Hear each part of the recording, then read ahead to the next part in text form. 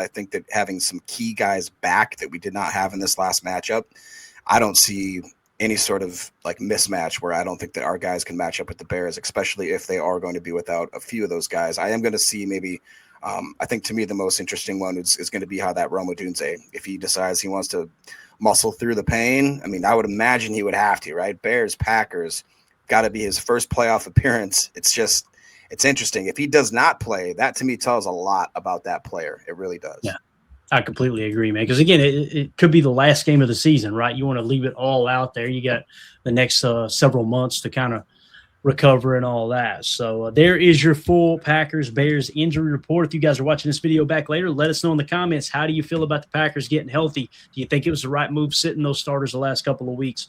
How do you feel about the Bears? Do you think that they've got a roster that can go out there and beat the Packers at home on Saturday night? We want to hear from you in the comments. Make sure you hit like, subscribe, and click the bell icon. All right, let's change gears to talk a little Trayvon Diggs, guys. This is one of those guys that I wasn't like over the moon about when we got. I thought it made a lot of sense because, obviously you're paying him $400,000 essentially for the rest of the year. And then all the guaranteed money is obviously gone. So if you want to bring him back next year, the cap hit is $15 million. There's a lot of maneuverability with it being all just non-guaranteed base salary that you can convert to signing bonus and maybe shave that down a little bit. Or if you want to go with the full $15 million and just push it out a bit, he's under contract for the next 3 years, right? But Jeff Hafley was asked about Trayvon Diggs, and Ryan Wood tweeted this out. Packers DC Jeff Hafley says, Trayvon Diggs has no limitations in the playbook, all right? With Xavier McKinney, Evan Williams, and Javon Bullard. I love that he put Javon Bullard in there with him too, man. Bullard's just becoming a leader on this team. It's absolutely awesome. Sharing the secondary with him, Hafley believes there's a lot of experienced DBs who can also help Diggs in communication. So I want to go around the horn with this. We'll start with you here, Emilio. I haven't got a chance to talk to you much about Trayvon Diggs, and I'm going to pull up the article here that we created over on Patreon just to show a couple clips. I can't remember if you were in here the other day. If you guys want to support the channel, you can do that at patreon.com/PackerFan Total Access. $3 gets you access to everything, including these articles and extra content that we put together. But Emilio, how do you feel about Trayvon Diggs, man? Listen, the Packers, Jeff Hafley is not calling anything that Trayvon has never ran before, right? It's just about terminology. It's about understanding maybe how they play certain match principles within the defense, things like that. Did you get a chance? I can't remember if you and I talked or if it was me and Tim that did a show. How do you feel about Trayvon Diggs and what we've seen Sunday against the Vikings? Because I was actually pretty impressed with it. Yeah, no, definitely impressed. And listening to Hafley's presser talking about him and stuff, he had that wristband on, right? So he kind of had a couple of plays that he could go to, just give him a number, give him a call. And remember, Trayvon Diggs played with X in Alabama, so they have communication. They know each other's hand signals. If they need to go back on it, they can. He's played corner for a few years now. He understands coverages. He understands all that, what the receiver's trying to do, trying to get to down distances, all that. So as long as you're playing smart there, you've got a pretty good shot. You just need to figure out where Hafley wants you scheme-wise. Like you said, cloud, are you playing down, buzzing, whatever. And so I really did like the way he's playing. I think they probably are going to give him a shot and playing out there. It'll either be a rotation of the three of them, or maybe just him and Carrington will probably rotate. But I do think that he's going to get at least 20 snaps this week, depending on how he plays, maybe more. He was the best guy around.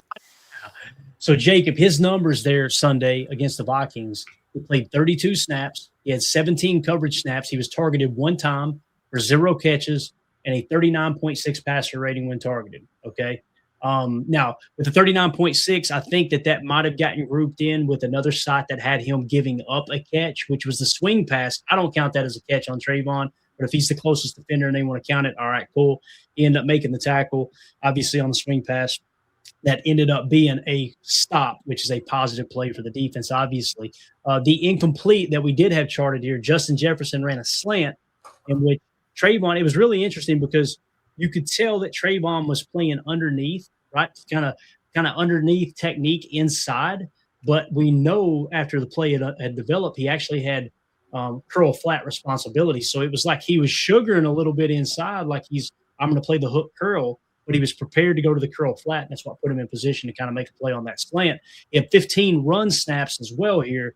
had 2 tackles, 1 stop, which was a swing pass. He was playing a cover 2 curl flat on that particular call. The other was a hustle play, where he covered 20 yards of space to make the tackle. And it was cool because he was in a deep third defense and a cover 3 look, came all the way across the field to make the tackle. I've got these plays here, but how did you feel about what you seen with our boy Trayvon Diggs in his debut, Jacob?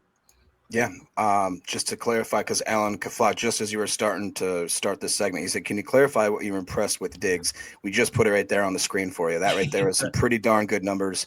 And if you guys remember, we were playing our 2nd and 3rd and 4th string. I hate using the word scrubs, but like guys, I think they had to make I thought I heard 23 roster moves just to put together a 53 man for their, whatever it is to actually have a starting squad in the NFL these days. I was impressed with, kind of like Emilio alluded to in Jeff Hafley's press conference, how this is off of one practice, guys. One practice where he came in, he was familiar with certain types of play calls, certain types of formations. I thought it was really cool how he highlighted how he has kind of a different type of stance where he's so big and he's so overpowering kind of for being a bigger corner, that he doesn't have to really adjust the way that he lines up against a lot of these wide receivers, as a lot of sometimes undersized cornerbacks may have to overcompensate for that lack of, physicality there. But personally, when I saw him out there, I loved it. And you guys know I'm more of like a kind of a rah-rah locker room kind of feelings guy as far as football goes.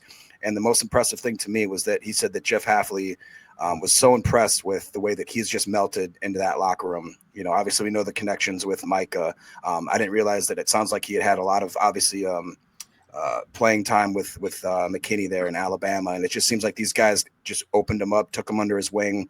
And that means a lot. And his other thing that he reiterated is that he feels so confident in the ability of X. And now that we're going to have Mr. Evan Williams there, and again Bullard, that he thinks that they can put him in the right position so that he doesn't have to think and overthink what his assignments are going to be, because maybe it is so new.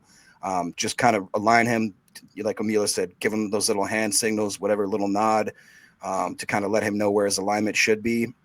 To me, I think that this has so far been another A+ signing at the right time. So pretty excited about it. You talk about the comfortability in the locker room right away, and the Bama guys. It's like, I think about Coach Ansley too. Seeing that familiar face, with your passing game coordinator, it's got to make getting the playbook down that much easier when you've got some people that you trust and you trust yourself as a pro. So I would agree with that wholeheartedly. And then plus the fact of, like we said, how he looks in some of these run fits, like this tape we're running right now.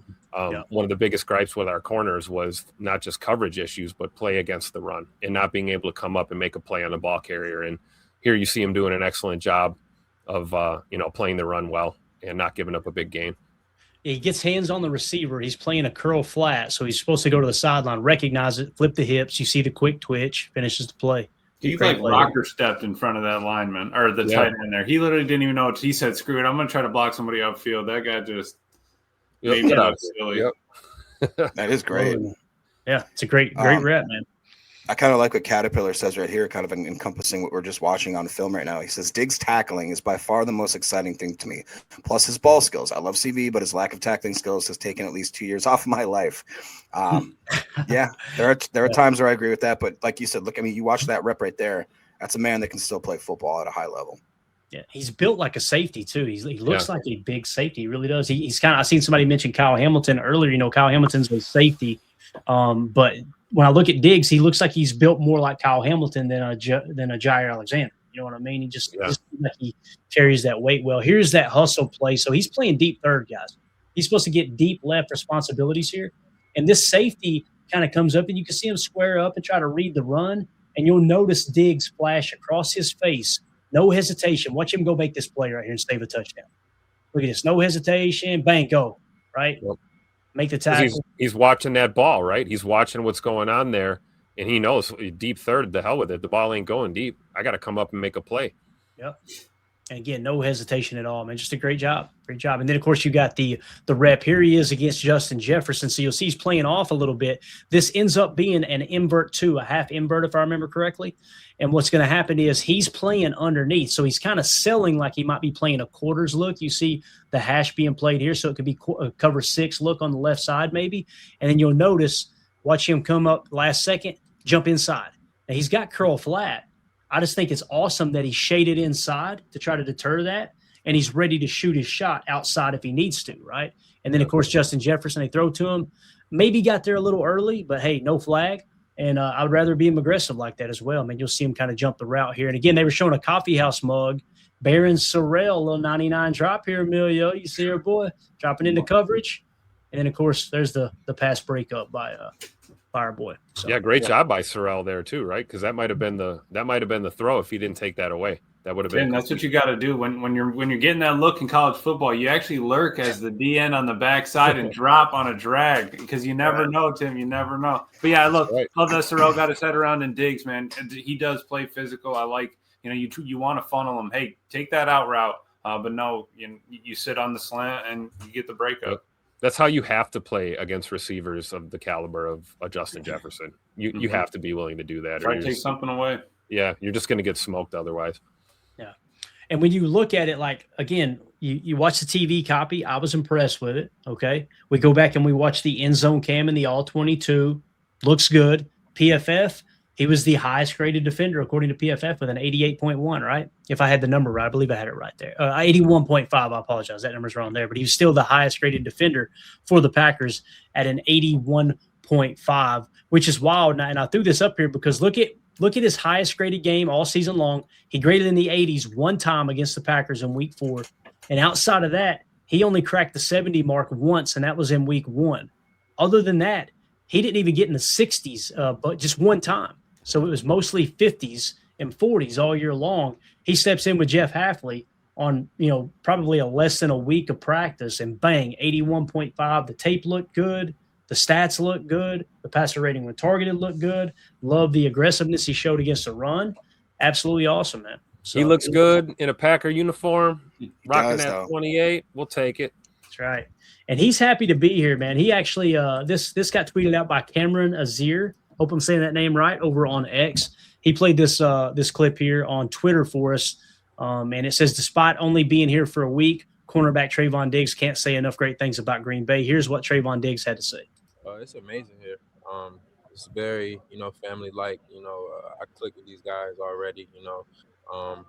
It's just amazing here. It's football culture. The people here are great.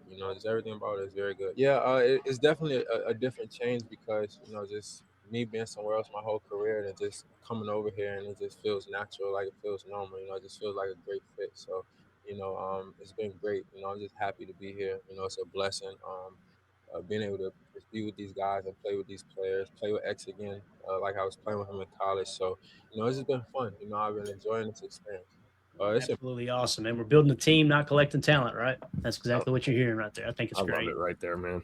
If you don't fit in Green Bay, you're probably the issue, right? I don't think the Packers culture is ever the issue. Yeah. So it's good to see guys like Trayvon come up here and just fit right in like you knew they would, right?